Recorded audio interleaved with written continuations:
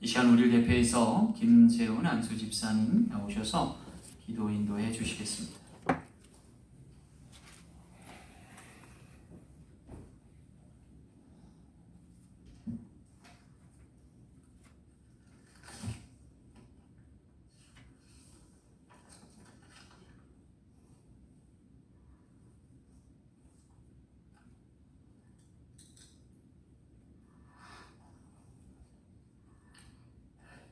만복의 근원 되시는 하나님 아버지, 은혜와 사랑을 감사드립니다. 빛으로 만물을, 말씀으로 천지를 지으사 영으로 다스리시는 하나님 아버지, 우리가 드리는 예배와 찬송을 받으시옵소서.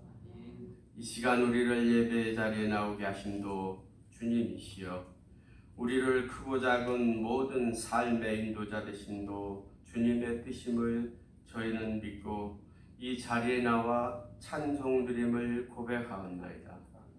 사랑의 주님, 이 시간도 변함없는 은혜로 저희 사랑 장로교회를 사랑하사 모든 성도들을 초청하시고 부르시어 감사와 찬송으로 주님을 부흥케 할 수 있는 시간과 기회를 주시니 감사를 드립니다. 주님, 지금 저희들의 삶을 재조명하시는 주님, 온 세상의 뜻하지 않은 코로나 바이러스로 많은 인명피해와 많은 경제의 악영향으로 온돈의 세계를 이어가고 있습니다. 주님, 세상의 어지러움을 바로잡아 주시옵소서. 이 난국을 주님 하루속히 평정하시어서 주님의 큰 뜻을 만방에 선포하는 계기가 되게 하옵소서. 주님, 조국 대한민국을 위해 기도합니다. 조국 역시도 코로나 재확산으로 국가가 혼란을 겪고 있습니다. 모든 재난을 진정시켜 주시옵소서. 지금 지구촌 여러 나라에서는 백신을 만드는데 총력을 쓰고 있는 줄로 믿습니다. 이들을 위로하시고 힘주시어서 하루속히 코로나 퇴치가 현실화되게 도와주시옵소서. 이 시간 주님의 말씀을 전하실 목사님을 강건함으로 붙드시고 글을 들어 쓰실 때 모든 영향을 부어주시옵소서. 이 시간 주님을 사모하는 성도님들 한자리에 모였사오니 한 분 한 분 일일이 기억하시고 안정과 원함을 들어주시옵소서. 주님을 사랑하오며 우리 예수 이름 받들고 기도드렸사옵나이다. 아멘.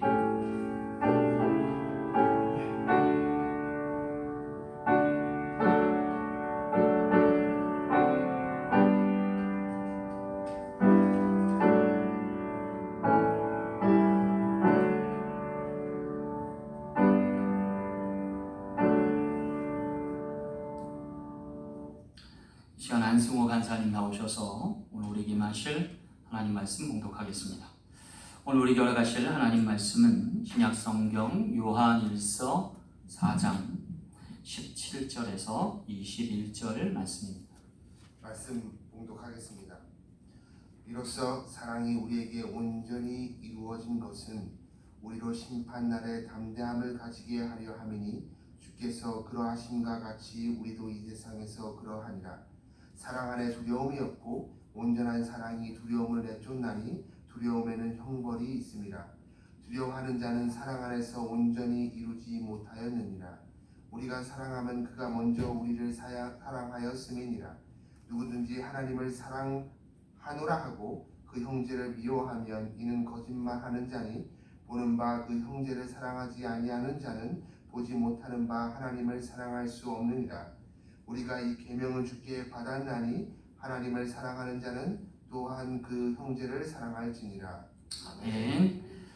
우리 잠시 기도하고 말씀 전하겠습니다. 좋으신 아버지 하나님, 말씀에 힘을 더하여 주시며 능으로 함께 하시며 그와 이신의 감동함을 허락하사 전하는 이나 받는 이나 모두가 은혜 받는 복된 시간 삼아 주옵소서. 들을 귀 열어주시고 마음 문 열어주셔서 아멘으로 화답할 때 아버지 하나님 한 주간의 삶을 승리케 도와 주옵소서. 거룩하신 예수님 이름으로 간절히 기도하옵나이다. 아멘. 할렐루야. 요새 일본에 가면요, 오찌 누레바라고 하는 말이 유행한다고 합니다. 이 오찌 누레바라는 뜻은 비에 젖은 낙엽들이라고 소개할 수 있는데, 실제 낙엽은 아니고요, 마치 비에 젖어 아스팔트 위에 착 달라붙는 낙엽과 같은 사람들을 지칭하는 말이랍니다. 빗자루로도 쓸리지 않을 법한 이 낙엽들이 누굴까? 그것은 바로 치맛자락을 붙들고 있는, 아내의 치맛자락을 붙들고 있는 50대 남편들을 지칭한다 합니다.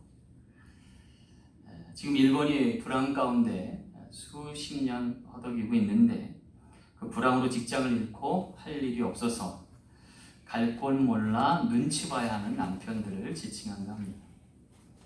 그런데 이들에게 아주 극도로 조심해야 할 날이 있대요. 그건 언제냐면 이사 가는 날. 이사 가는 날 잘못하면 버림받을 수 있다. 그래서 오치 누레바라고 하는 분들은 이사 갈 때 키우던 강아지를 안고 운전석 옆에 철석같이 앉아 있어야 한다. 이것이 이 시대 살아가는 남편들의 필살기 중에 하나가 아닐까 하는 생각. 한 번은 키우던 개가 없어져가지고 이사 가는 날 어디 앉을지 몰라고 냉장고 속에 들어간 남편이 있대요. 근데 거기서 잠이 들고 말았대요. 깨고 보니까 중고 가전 매장이래. 어쩌다가 상황이 이 지경까지 이렇게 된 걸까요? 사람이 문제일까요? 시대가 문제일까요? 논란의 여지가 있겠지만 제 생각으로는 부족한 사람도 어느한 시대도 아닌 것 같습니다. 정작 부족한 건 사랑이 아닐까라는 생각을 해보게 됐습니다. 현대를 살아가는 모든 이에게는 시간과 물질 그리고 여건이 늘 부족하겠지만 가장 큰 문제는 사랑이 부족하다는 거예요. 오늘 우리가 얼만큼 사랑해야 할까? 이것이 오늘 본문 말씀의 주제입니다. 오늘 성경은요, 그 부족한 사랑을 메우기 위해서 주님같이 사랑하라 하십니다. 오늘 요한일서 4장 17절 후반부에 말씀하시기를 주께서 그리하심 같이 우리도 이 세상에서 그러하리라 말씀하셨기 때문에, 사랑하는 성도 여러분, 우리가 주님과 같이 온전한 사랑을 이루어서 모든 문제가 문제되지 아니할 만한 건강한 사회를 이루며 사는 우리 모두 되길 간절히 소망합니다. 자, 그렇다면 주님의 사랑은 어디까지며 얼마만큼일까? 이 말씀을 통해서 가늠하는 복된 시간 되기 원합니다. 첫째로 주님의 사랑은요, 끝이 없는 사랑입니다. 오늘 17절 말씀 함께 보겠습니다. 이로써 사랑이 우리에게 온전히 이루어진 것은 우리로 심판날에 담대함을 가지게 하려 함이니 그랬어요. 여기 심판날은 우리 인생의 종착역과 같은 것일 겁니다. 그런데 아이러니하게도 성경은 담대하라고 말씀하십니다. 여러분, 어떤 인생이 심판날에 담대할 수 있을까요? 좀 우리가 힘이 있으면 심판날에 담대할 수 있을까요? 아니면 내가 좀 정의로우면, 의로우면 심판날에 담대할 수 있을까요? 그도 저도 아니면 우리가 덕스럽고 명예스러워서 위로해줄 수, 담대할 수 있을까요? 아마 그런 의미로 우리 인생을 조명한다면 아마 우리 인생에서 3%, 상위 3%만이 구원함을 받지 않을까 싶습니다. 그러나 오늘 성경은 전혀 다른 예상치 못한 답을 제시합니다. 그것은 바로 온전한 사랑의 사람만이 심판에 담대할 수 있다는 거죠. 왜냐하면 그 사랑이 죽음보다, 심판보다 강할 수 있어서입니다. 그렇다면 여러분, 온전한 사랑을 이루기 위해서 오늘 우리가 얼마나 사랑해야 될까요? 물론 사랑이라고 하는 것이 측정 가능한 것이 아닐 수도 있습니다. 하지만 성경에 보니까 베드로가 하루는 예수님께 질문을 해요. 주여, 형제가 내게 죄를 범하면 몇 번이나 용서하여 주리까? 7번까지 하오리까? 라고 물어요. 근데 여기서 말하는 이 죄를 범한 형제는 반복해서 내게 같은 죄를 짓는 사람을 말하는 것 같아요. 원상 보면. 여러분 몇 번이나 용서할 수 있겠어요? 같은 상대가 같은 죄와 실수를 동일하게 반복해서 지으면 몇 번이나 용서하시겠어요? 7번까지면 사실 많이 해요. 그런데 예수님은 말씀하시기를 7번뿐 아니라 7번을 이름뿐까지 라도 할지니라 라고 말씀합니다. 7번을 70번씩. 그럼 490번 하면 족할까요? 여기서 490번은 단순 명기한 숫자에 불과한 거죠. 사실 끊임없이 하라는 거예요. 끊임없이. 어떻게 우리가 끝이 없이 사랑할 수 있을까요? 유일한 방법이 있어요. 그건 뭐냐면 한 번 더 하는 거예요. 한 번 더. 주님, 저는 여기까지예요. 더는 사랑 못해요. 거기서 한 번 더 하라. 나는 여기가 끝이라니까요? 아니, 거기서 한 번 더 하라.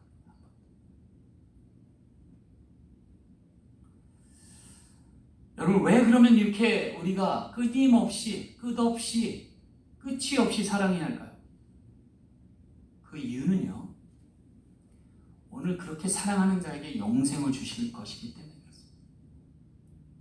영생을 주실 것입니다. 여러분, 이 세상의 끝이면, 여기까지면 사실 그렇게 사랑 안 해도 돼요. 꼴 보기 싫은 사람 안 보면 돼요. 그렇잖아요. 근데 여러분, 오늘 우리는 천국에서 영생할 사람들이잖아요. 그런데 그 영생할 사람이 나뿐만 아니라 내가 상대하는 사람일 수 있잖아요. 특별히 내가 원수라고 지목한 그 사람을 주님이 용서하셔서 천국에 같이 데려가신다면 어떻게 될까요? 여러분, 그 원수 같은 사람을 내가 평생, 그것이 아니라 영생토록 봐야 한다면 거기가 지옥이 되지 않을까요? 그런 의미라면 우리는 원수도 사랑하는 것이 맞다. 그래야 거기가 비로소 천국일 수 있어서입니다. 따라서 오늘 우리는요, 다시 한번 생각해야 돼요. 마태복음 18장에 보면 천국에 대한 비유가 나와요. 거기에 4부류의 비유가 나오는데, 첫째 비유가 뭐냐면 소자의 천국이에요. 그래서 어린아이 하나를 실족해 하는 자는 차라리 연자맷돌을 메고 바다에 던지우리라 그랬어요. 연자맷돌은 여러분 제주도에 가면 보여요. 집채만한 맷돌이에요. 그거 메고 목에 달려서 바다에 빠지면 살아나올 사람 없는 거죠. 그럼 왜 이렇게 작은 어린아이까지도 우리가 실족해 하면 안 돼요? 그가 영혼이기 때문에 그래요. 두 번째 18장의 비유에는 손과 발이 범죄하거든 찍어내버리래요. 차라리 장애인으로 영생에 들어가는 것이 낫다라고 말씀하세요. 또 세 번째 비유는 양이 100마리가 있는데 한 마리가 잃어버리면 실족하게 되면 그 한 마리를 찾아서 99마리 양을 우리에 두고 쫓아가라는 거예요. 네 번째는 누구에게 권면을 하고 두세 사람이 증인이 가서 권면해도 말을 듣지 않으면 교회가 가고 그도 그리 아니하면 이방인과 세리처럼 여기라 그래요. 근데 두세 사람이 모인 것에 함께 기도하면 주님이 함께 계신다는 말씀과 함께 세리도 이방인도 구원하시는 하나님을 이야기하세요. 이 모든 비유에 공통점이 있어요. 상대가 영혼이라는 게. 그리고 그 영혼을 주님은 영혼까지 사랑하십니다. 따라서 오늘 우리가 온전한 사랑을 이루려면 끝이 없이 사랑해야 한다는 거예요. 오늘 우리가 이 끝모를 사랑을 찬송했어요. 304장을 우리가 다 함께 찬송했는데 3절 말씀에 3절 가사에 뭐라고 하냐면 하늘을 두루마리 삼고 바다를 먹물 삼아도 한없는 하나님의 사랑 다 기록할 수 없겠네 라고. 하나님의 사랑은 그와 같이 끝이 없는 거죠. 말로 다 할 수 없는 거죠. 그런데 오늘 우리도 그 사랑에 녹아질 수 있다. 여러분, 오늘 본문 말씀을 기록한 사도 요한은요, 우레의 아들이었어요. 그러니까 성질이 아주 불같은 사람이었던 거죠. 그런데 그의 말년이 되니까 그가 사랑의 사도가 됐어요. 그래서 말하는 건 모두가 다 사랑이 배어나온 사람. 사도 요한이 집필한 복음서와 서신서들을 보세요. 사랑 아니고는 빼놓고는 얘기할 수가 없죠. 오늘 우리도 그렇게 주 안에서 익어가고 또 변함없는 사랑 안에서 함께 녹아져서 그 사랑을 통해 끝이 없이 사랑하시는 주님의 사랑에 닿을 수 있는 우리 모두 되어지길 간절히 소망합니다. 두 번째 주님의 사랑은요, 두려움 없는 사랑입니다. 18절 말씀 함께 볼게요. 사랑 안에 두려움이 없고 온전한 사랑이 두려움을 내쫓나니 라고 하셨어요. 여기 두 번째로 두려움 없는 사랑이 온전한 사랑임을 말씀해주고 있어요. 그리고 그 온전한 사랑이 두려움도 내쫓을 수 있음을 이야기하고 계십니다. 여러분, 정말 사랑하면 두려움이 없어질까요? 두려움을 모르는 걸까요? 인간이요, 묘하게도 시간과 공간을 인식하지 못할 때가 있대요. 그게 언제냐면 사랑할 때랍니다. 모든 우리의 생각이 마비되고 우리 모든 판단이 흐려지는 거예요. 하지만 그때가 가장 인간으로서 숭고할 수 있을 때랍니다. 우리가 가급적이면 그 계속된 사랑을 통해서 두려움을 내어쫓는 인생 되길 간절히 소망합니다. 어제 성경 공부 아침에 새벽 예배를 마치고 다과를 잠깐 나눴는데 몇 가정이 모여서 서로 과거의 이야기를 한 거예요. 참 별난 부부들이더라고요. 어떤 가정은요, 시누이가 6명인데 거길 시집 가셨어요. 사랑의 눈물어서. 아들 하나에 6명, 딸들만 가득한 곳에 용감하게 시집을 가셨더라고요. 또 어떤 가정은 보니까 죽을 병에 걸린 여인에게 장가간 총각도 있어요. 이 가정들 보면서 사랑이 정말 두려움을 내쫓는구나. 모든 우리의 이성적인 걸 마비시키고라도 그 한 영혼을 위해서 모든 두려운 장벽과 장애를 극복하고 사랑에 올인하는구나. 근데 놀랍게도요, 그 가정들이 다 지금은 20년, 30년 이렇게 장기적으로 사랑을 나누며 살아가고 있는 가정이었습니다. 제가 깨달은 게 하나 있어요. 사랑은 그런 것이구나. 사랑하면 두려움도 없고 두려움도 내쫓을 수 있는구나. 오늘 우리에게 정말 필요한 건 사랑이 아닐까. 제가 그래서 꼭 결혼할 커플들한테 물어요. 사랑하냐고. 아무리 조건이 좋고 맞아도 사랑이 없으면 결혼하지 말라고. 하지만 모든 것이 악조건이라도 사랑하면 결혼하라고. 왜냐하면 그 사랑이 두려움을 내쫓을 수 있기 때문에. 한 잡지사에서 50대 중년 부인들에게 필요한 것과 불필요한 것을 우선순위로 얘기해 보라고 했어요. 그때 50대 중년 여자 부인들이 필요한 것 4가지를 순차적으로 말했어요. 여러분은 뭐예요? 필요한 게? 첫째가 뭐냐면 돈이래요. 저는 충격받았어요. 첫째가 돈, 필요한 게. 둘째가 뭐냐? 건강. 둘째도 캐시예요. 셋째가 뭐냐면 친구가 필요하대요. 50대 여성들. 네 번째가 딸이랍니다. 깜짝 놀랐어요. 그럼 불필요한 게 뭐예요? 딱 하나, 남편. 깜짝 충격받았어요. 지금 20대 부부들은 이해 못할 거예요. 30대 부부들은 이해 못할 거예요.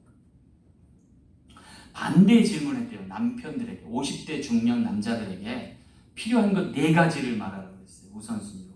첫째가 뭔지 아세요? 첫째가 아내. 아내. 둘째는 부인. 셋째는 집사람. 넷째는 마누라. 남자가 정말 이거 하여튼 오늘 말씀할 때 남편들은 정말 이 시대를 다시 한번 봐야 될 것 같아요. 근데 어제 그 커플들 중에서 제가 아주 굉장히 도전적인 얘기 들었어요. 왜 아내를 선택하게 됐어요? 라고 여쭤봤더니 선택 기준이 하나였대요. 뭐냐? 내게 과분한 여자 같아서 놓치면 안 되겠다 싶어서 꽉 붙잡았다. 떡상에서 아주 맛있는 음식을 드시지 않았을까 그런 생각을 해봅니다. 여러분, 사랑이 우리를 두렵지 않게 합니다. 사랑이 두려움을 내쫓고 온전한 하나님 안에서 거할 수 있는 힘과 능력이 되지 않을까라는 생각을 해요. 그것은 비단 남녀 간의 이야기도 아니고 부모 자식 간의만의 얘기도 아닐 겁니다. 시대를 초월해서 모든 이가 관계할 모든 사람과 그와 같은 사랑을 나누면 모든 두려움은 종식되고 서로 믿음 안에서 아름다운 사랑의 결실을 맺게 될 줄로 믿습니다. 제 어린 시절에 아주 유명한 권투 선수가 한 명 있었어요. 조지 포먼이라고 하는 선수예요. 이 선수가 40전 무패의 전설적인 복서였습니다. 근데 이 선수가 28살 되던 해에 신예 선수 무하마드 알리라는 선수가 등극을 하고 이 선수에게 처음 패합니다. 그리고 28세 나이에 은퇴하게 됩니다. 그리고 나서 이분이 도장을 하나 차렸는데 그 체육관에 언제부턴가 청소년 범죄자들이 들어오는데 가진 것이 너무 없던 아이들이 불쌍해서 무료로 수강을 해줬대요. 그러다 보니까 나중에는 이 청소년 범죄자들로 이 도장이 꽉 차더래요. 그래도 다 기꺼이 받아줬는데 나중에는 도장의 운영비가 남지 않을 정도로, 그래서 재정난에 허덕일 정도로 안 좋게 되었대요. 그래도 이 조지 포먼은 이 아이들이 변화되는 모습을 보고 감동을 받고 어떻게 해서는 이 도장을 계속 살려야겠다라는 생각에 다시 한번 그가 링에 오르게 됩니다. 무려 45세에 챔피언에 도전을 합니다. 전 챔피언이 된 거죠. 이때 체육계 전문가들이나 복싱 운영위원회에서는 이 시합을 진행할 수 없다라고 얘기해요. 왜냐하면 이 선수가 굉장히 체급이 높은 단계라 자칫 잘못하면 젊은 선수에게 맞아 죽을 수 있다라는 판단에서였답니다. 그럼에도 불구하고 조지 포먼은 끝까지 시합할 것을 주장했고 결국 시합은 강행되어서 매치가 이루어진 거죠. 근데 놀랍게도 45세의 나이에도 불구하고 조지 포먼은 당시에 28살인 챔피언 마이클 무어와 싸워서 이깁니다. 사랑의 힘으로 이깁니다. 그리고 다시금 챔피언에 등극하게 되죠. 이 아름다운 사랑의 일화가 오늘 우리에게 두려움 없는 사랑이 무엇인지를 알려주는 거예요. 왜 그동안 두렵지 않았겠어요? 그러나 그에게 주신 하나님의 사랑으로 이 모든 것을 극복함을 보게 되죠. 오늘 우리도 그 온전한 사랑으로 모든 두려움을 내쫓을 수 있는 저와 여러분 되시길 간절히 소망합니다. 오늘 18절 말씀에 이르기를 사랑 안에 두려움이 없고 온전한 사랑이 두려움을 내쫓나니 두려워하는 자는 사랑 안에 온전히 이루지 못하느니라 하셨습니다. 오늘 우리가 그 사랑을 통해서 승리하는 인생 되는 저와 여러분 되시길 간절히 소망합니다. 그러고 보면 여러분, 우리가 사랑할 때는, 그리고 사랑으로 역사할 때는 버겁지 않습니다. 무겁지도 않고요. 힘들지도 않습니다. 그 사랑의 힘이 오늘 우리를 그 모든 문제에서 극복해야 하고 그것으로 승리하는 저와 여러분 되시길 간절히 소망합니다. 마지막 세 번째, 주님의 사랑은 거짓 없는 사랑입니다. 20절 말씀 함께 보겠습니다. 누구든지 하나님을 사랑하노라 하고 그 형제를 미워하면 이는 거짓말하는 자니 그랬습니다. 형제를 미워하면 거짓말한다는 거죠. 여기 거짓 없는 사랑을 강조하고 계세요. 오늘 우리가 때때로 사랑하다 보면 미움도 생기고 애증도 생깁니다. 그런데 여러분, 미움은 사랑의 반대가 아니에요. 어떻게 보면 사랑의 반대는 무관심이고 미움은 변형된 사랑이 아닐까라는 생각을 해요. 물론 우리가 극도로 경계해야 될 것 중 하나는 이 변형되고 변질된 왜곡된 사랑일 거예요. 하지만 그 또한도 해결 방안이 없는 것은 아니라. 여러분, 골마지라는 얘기 들어봤어요? 골마지? 골마지가 어떤 거냐면 김치를 담그잖아요. 그러면 김치가 변형되어서 하얗게 이렇게 곰팡이처럼 서려 있는 김치가 있어요. 그걸 골마지라고 한답니다. 김치가 너무 익은 나머지 유산균 활동이 줄어들어 생기는 변종 현상이 돼요. 표면을 위생 비닐로 덮어주지 않았거나 김치를 국물에 꼭 담가 놓지 않으면 생길 수 있는 그러한 것들이죠.